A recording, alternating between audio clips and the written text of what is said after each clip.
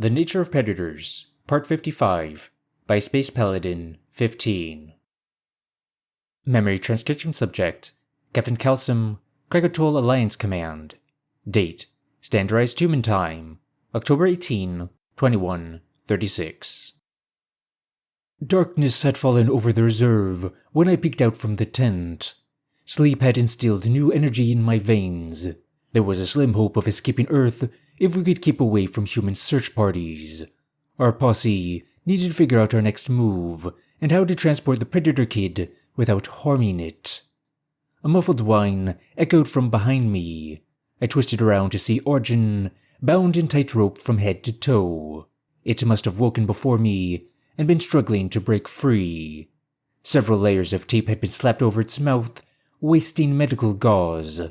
I assumed Zarn didn't want to hear a human speak.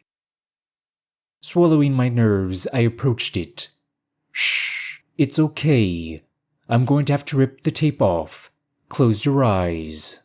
How could Dr. Zorn treat it like a thoughtless animal?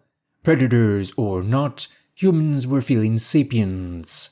The level of binding was both excessive and unnecessary. Something as simple as tying a bell around its leg would suffice. It didn't seem fast or stealthy. The predator child squeezed its eyes shut. I yanked the adhesive off as quickly as I could and winced at the grimace on its features. The skin by its lip carried a red patch behind. The creature refrained from biting me with its slobbery canines, which was a relief. I set to work untangling the series of knots. What happened if Argent tried to take me by surprise once it was loose? It could go for my gun before I knew what hit me. I was within grappling distance, and its reflexes must be quicker than mine. The last of the rope came untangled, and the human wriggled out of its entrapments. My gaze drifted to my sidearm. I took a few steps back, and barely resisted the urge to draw a weapon. The kid had faced enough hardship these past few days. It needed someone to be civilized to it. The watery look in its eyes.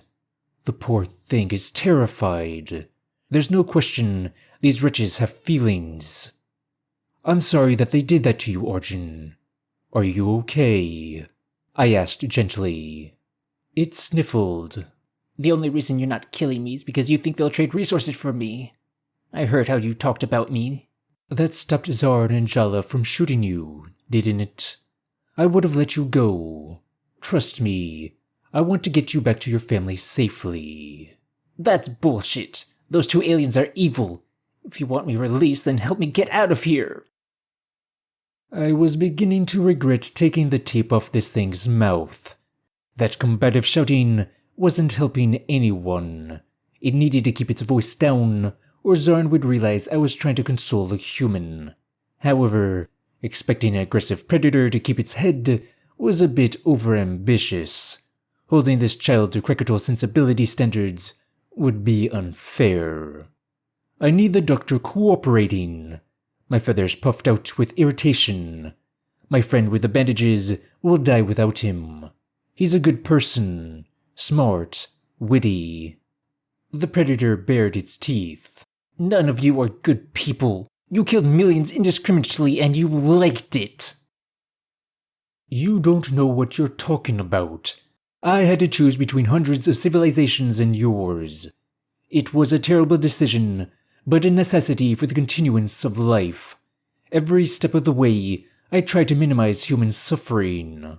By dropping bombs on cities. Do you hear yourself? To the very last moment we approached Earth, I was trying to think of another way. My own crew hates that I treat your kind with dignity, and that I offer predators surrender. Then your crew are assholes. Arjun's voice sounded hoarse, and its lips looked dry. How had Zarn expected it to drink water with its mouth taped shut? The Tacton doctor hadn't even left rations nearby.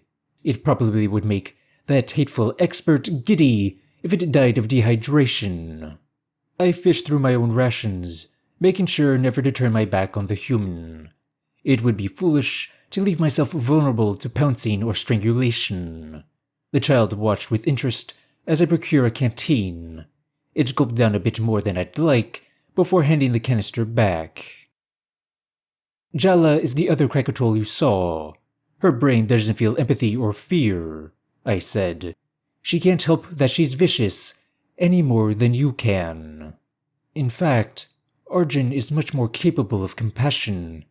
It has tried to appeal to my morality several times. It cares for more than its own life. The beast scowled. Humans are not vicious. You're brainwashed, Kalsum. We have lives, families, schools, jokes, songs, and games, just like you. I am sorry for all the beauty you've lost, but that doesn't change the truth.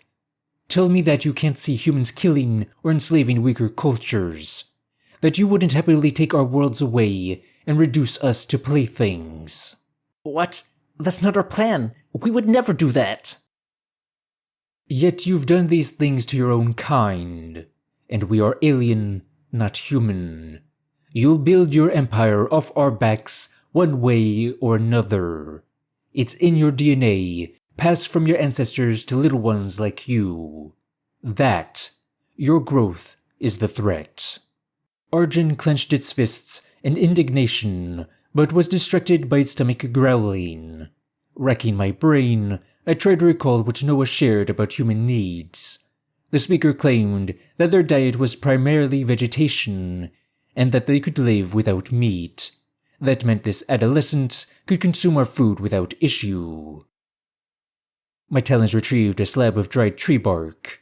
Here, stop arguing with me and eat this. That doesn't look like my food. Arjun eyed the offering suspiciously. It took a hesitant nibble, then spit the bite out. That is bitter. Ugh, gross. I'm giving you my rations so you don't starve. It doesn't have to taste like your delectable blood-filled cuisine. The kid made a disgusted face, but swallowed several bites. The gagging sound it made seemed rather dramatic. You'd think it was expelling its lungs, or that I had fed it a corrosive poison. This ruckus was going to ensure Zarn and Jala checked on us. Few Krakatoa would have gone out of their way to ensure a predator's welfare. Arjun didn't understand why its planet was attacked, but I didn't blame it for that. It was emotionally distressed and unable to see these matters with objectivity. Maybe the youth would come to know that I protected it in time. The Takan doctor sauntered in, wielding a pistol. Good grief, Kalsum. You've let it loose, and you're feeding it? Tree bark. We don't want it to lose its mind and gorge on Thion's corpse, I said. Speaking of which, where is the first officer? Don't change the fucking subject. So now, instead of being burdened for supplies, this human is using our precious resources and manpower. It's a temporary loss. We don't want to offer up the kid as a walking skeleton. Why the hell not? If you keep its stomach empty, the humans will be under more of a time constraint to get it back. That's assuming predators care at all. Arjun shoved the last of the bark in its mouth, inching away from Zarn. Its cheeks were tear-stained, but absolute hatred shone in its pupils as well. I couldn't imagine how overwhelming the predatory chemicals flowing through its veins were. The doctor's lack of compassion was staggering, with how cold his suggestion of starvation was. You would think he had Jala's disorder. I fixed the Takan with a glare. First off, we would encourage the humans to treat us in the same kind. This predator doesn't deserve to suffer for existing. It has suffered enough pain and heartache today. The physician swished his tail. You're all so worried about its feigned emotions. Why do you care what it feels? Fuck you. I'm not an it. The human growled. Zarn charged the kid, rearing back with his firearm. The doctor trembled with anger as he swung the gun toward its head. The predator's binocular gaze widened in alarm. I couldn't let it be beaten to a pulp for speaking its mind, when all it had done was complain about our language. Arjun had a family and a future out there, which was jeopardized by the Takan's malice. The more I considered our conversation, its intelligence was impressive for a child. Granted, it would help propagate the survival of the human race. but that seemed a likely probability no matter what. So what did harming it achieve? I don't want to see it in pain, or worse, end up like Thaon. Without realizing I had moved, I stretched my wing in the strike's path. Zorn was committed to the blow by the time I obstructed his angle. The metal gun connected with my soft tissue, while the human cowered behind a feathery shield. Pain flared down my left appendage, resonating to the bone. The throbbing sensation was nauseating, and a single glance told me it was broken. "Shit! You broke my wing!" I screeched, doubling over in anguish. What if that had been Argent's head? You could have cracked his skull. The doctor leveled his gun barrel at me. His. My eyes widened as I realized my slip of the tongue. I shook my head, trying to filter away any positive assessments of Argent. The kid was lying prone on the floor, and its eyes were bulging. If their tools and pack were taken away, humans weren't competent predators. I was the only one that could protect this beast. Zorn's concentration waned as a squawking Jala landed behind him. I took the opportunity to wrench the gun from his grip with my good wing. Ironically, I could use his services to patch the broken bone up. The pain intensified with the slightest movements or vibrations.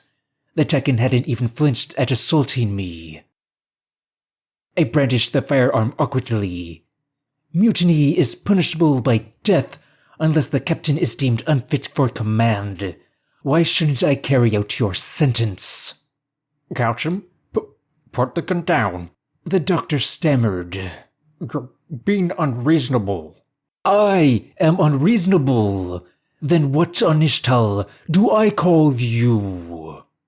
Jala issued a hearty laugh. What did I miss? The female Krakatol's eyes darted behind him and drew her own firearm. Arjun had capitalized on the chaos, making a break for the exit. The human skidded to a halt once the armed sociopath blocked its path. After witnessing how slippery Terran forces were, I really should have been paying more attention to it. I hope Jala doesn't make any hasty decisions here. Zorn proved himself a threat to crew safety and this mission. I lowered the pistol and noted the contempt in the doctor's eyes. But he's not going to disobey orders again, is he? The Titan sighed. No, sir. Your wing isn't supposed to bend like that, Calcium. Jala chuckled. I struggled to ignore the searing pain. Tell me something I don't know. Go on. Laugh at my misfortune later. Is there something you need? I circled the perimeter from the skies and spotted a human a few clicks away. It's heading toward our position, and it's armed. Arjun mustered a feral snarl. Dad! Panic swelled in my chest at the thought of Terrans converging on our position. Confronting Arjun's father was an option, but we didn't know that it was alone. The photographer might notice that something was wrong and alert authorities. Humans were dangerous without the element of surprise. It was unclear whether our small posse could survive direct combat. It would be in our best interest to leave the kid, and that was what my conscience demanded. However, the plan wouldn't be popular with my companions. With a crippled wing, taking on Jala and Zorn was an incredible risk. Both could aim guns without difficulty, and a flight-worthy Krakatol could maneuver freely. More importantly, the doctor's incapacitation would damn Thaon. That was the main reason I couldn't punish this mutiny. The Farsol's life took precedence over Argent's welfare, plain and simple. I had to keep this together until Thaon regained consciousness. It's time to move, I decided. Where is your patient, Zorn? The doctor scowled. Thaon is safe. Jala crafted a pulley system and put him up in a nearby tree. Predators won't get to him there, although I can't speak for humans finding him. Good. We need to hurry before dozens of full-grown beasts descend on us. We'll come back as soon as human activity cools off. Jala began collecting our supplies as well as anything Arjun had that was useful. I steered the Kyrd out into the open, trying to be gentle with my gun prodding. Intimidating it wasn't my desire, but we needed to move quickly. There was no time for a diplomatic approach. Arjun looked around in desperation as we staggered out of the encampment. I knew it wanted to be rescued. That pleading gaze reminded me of the burning pups, praying to be saved from their extermination. Why did it have to chalk up those memories with every expression? I thought I was past that guilt. Dad! Help! The kid screamed. There!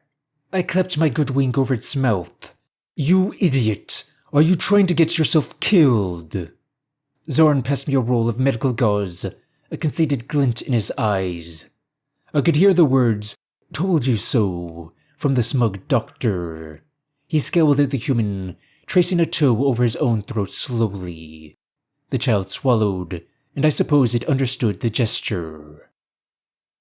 I applied a single layer of tape and offered a sympathetic pat. The predator hadn't left much choice other than to gag it. Not only could that wailing cry have alerted its father, but it could have drawn attention from forest beasts. That squashed all hopes of Arjun's guardian accepting the disappearance as a tragic accident. Its suspicions were going to be elevated, and its protective instincts would seek answers.